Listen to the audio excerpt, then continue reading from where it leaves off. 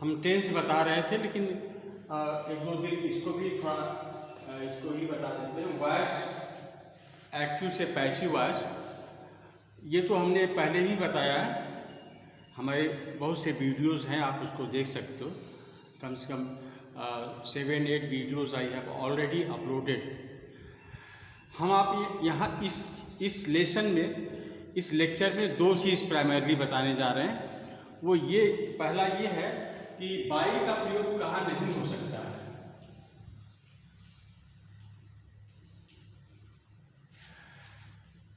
By का प्रयोग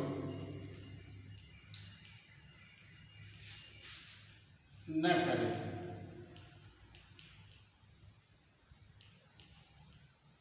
और दूसरा, बाई की जगह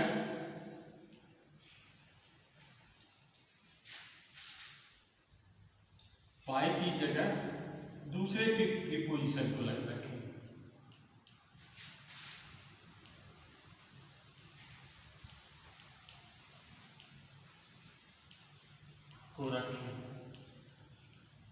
तो ये दो पॉइंट है कि बाई का प्रयोग कहाँ नहीं करें या ना भी करें तो कोई गलती नहीं है, पहली चीज़। दूसरी चीज़ ये बताना चाह रहे हैं कि बाई के जगह दूसरे प्रीपोजिशन का भी प्रयोग होता है, होता रहा है।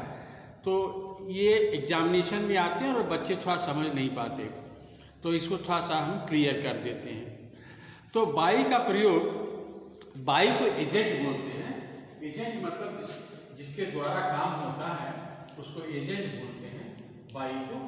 तो बाई का प्रयोग अक्सर जो है ये हम एक्टिव से पैसिव बनाने में करते हैं, लेकिन ये कोई ज़रूरी नहीं है।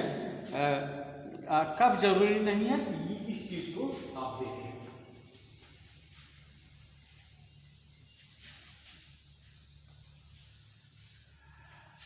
बाई के बिना भी अगर वाक्य में अर्थ निकलता है तो बाई का प्रयोग नहीं करें।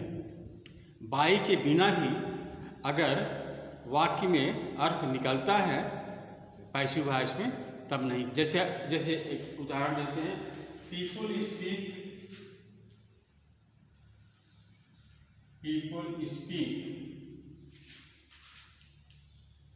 हिंदी,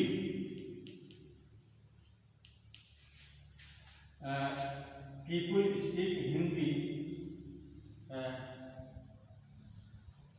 इन उत्तर प्रदेश या बिहार, जो भी नहीं। अब इसको बनाना हुआ आपको, तो इसमें पहली चीज़ है कि ये सब्जेक्ट हो गया, ये वर्ब हो गया, ये ऑब्जेक्ट हो गया। मतलब हमारा इन्हीं तीनों चीज़ों से होता है। जब हम एक्टिव से पैसिव बदलते हैं तो इन्हीं तीनों चीज़ों से मतलब होता है कि ये सब्जेक्ट और ये वर्ब और ये object.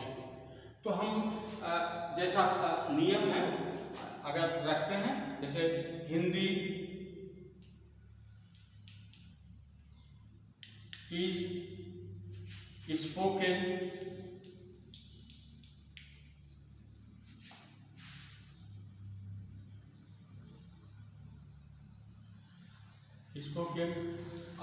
Bye people in UP. अब यहाँ पर हम क्यों नहीं लिखते हैं? मतलब सिर्फ यही है कि हिंदी बोली जाती है उत्तर प्रदेश में, यही मेन चीज़ है।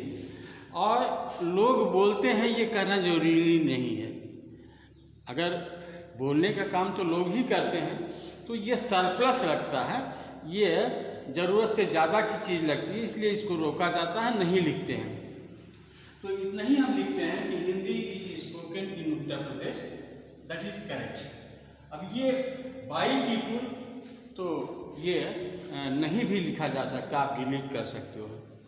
इस तरह से हम देखते हैं कि बिना बाई पीपुल के इसका अर्थ स्पष्ट हो रहा है, Hindi is spoken in UP. इसको नहीं लिखेंगे तब पर भी समझ में आ जाएगा कि उत्तर प्रदेश में हिंदी बोला जाता है। ये जरूरी नहीं है कि उत्तर प्रदेश में लोग बोलते हैं, लोग नहीं बोलेंगे तो जानवर थोड़े बोलेंगे।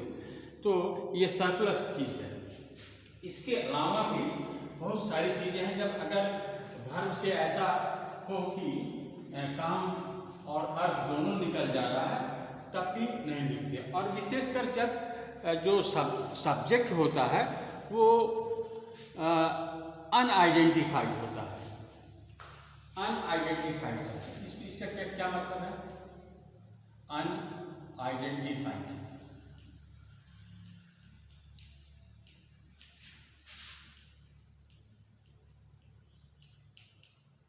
अनआइडेंटिफाइड सब्जेक्ट वो होता है जिसका कोई पर्टिकुलर जो है रिकॉग्निशन नहीं होता। जैसे someone, one, they, और भी होता है। जैसे देखते हैं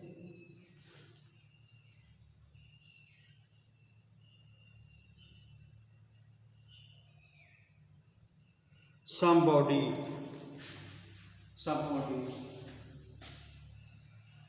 ये सब अनआइडेंटिफाइड सब्जेक्ट है। somebody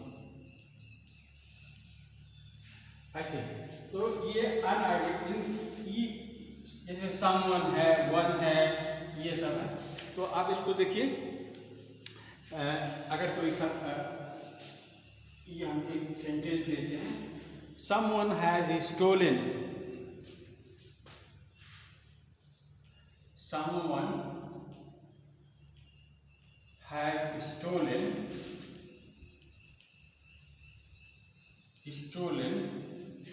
my books।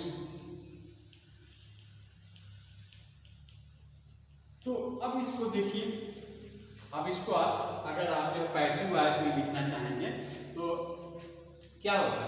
इसको आप ओमिट कर सकते हैं। जैसे my books have been stolen by someone। तो by someone लिखना जरूरी नहीं है। My books have been stolen इतना ही सही है। My books have been stolen ही सही है। इस तरह से वन से भी शुरू होता है, दे से भी शुरू हो सकता है, नहीं? तो इस तरह से आप जो है इसको रोकिएगा कि इसमें जो है बाई का प्रयोग नहीं होता है। अब दूसरा पॉइंट है, बाई की जगह पर दूसरा प्रीपोजिशन लगता है। बाई की जगह हम दूसरे प्रीपोजिशन का भी प्रयोग करते हैं। जैसे अगर ये कहेंगे आई नो यू, ये पूछा जाता है एग्जामिनेशन में, कंपटीशन में पूछा जाता है। आई नो यू, इसका पैसिव वॉइस बनाइए। ये एक्टिव वॉइस है और इसको पैसिव वॉइस में बदलना है तो बनाएंगे यू आर नो, भीतरी ये हो गया, नो बाई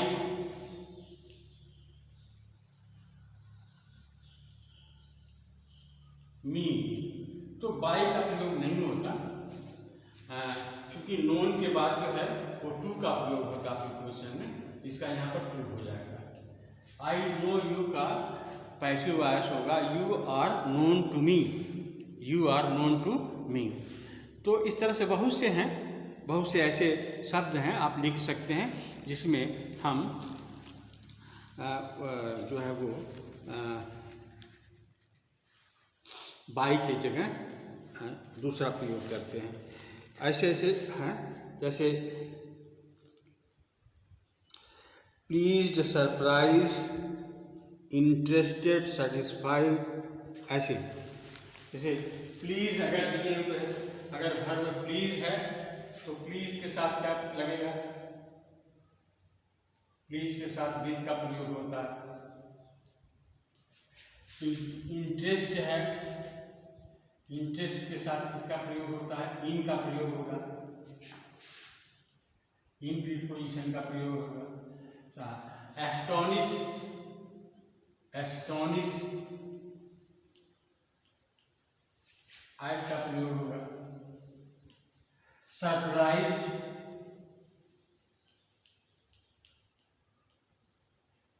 एट का प्रयोग कीजिए। तो इस तरह से देखते हैं। और नो, नो जहाँ पर है वहाँ पर जो है टू का प्रयोग कीजिए, जैसे अभी हमने किया है। You are known to me, सही है। You are known to me, सही है। You are known by me, गलत है। इसी तरह से जैसे the story pleased me, this story pleased me, this story pleased me. इसका जो पैसिव वॉइस क्या बनाइएगा? दिस स्टोरी प्लीज्ड मी का है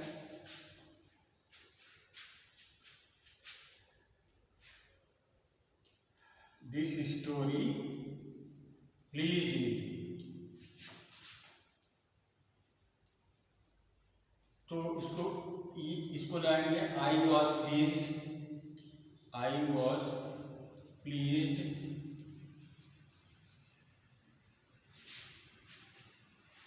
with this story, with this story।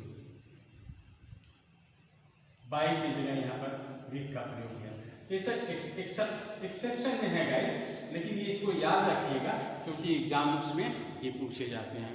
तो आज हमने एक्ट 2 से पैसिव वॉइस में दो चीज़ें बताई कि हम बाई का प्रयोग नहीं भी कर सकते हैं अगर अर्थ पूरा हो जाता है और उसकी ज़रूरत नहीं होती बाई की, तो हम नहीं लगाते हैं। जैसे ये तब संभव है जब कोई अनआइडेंटिफाइड सब्जेक्ट रहता है।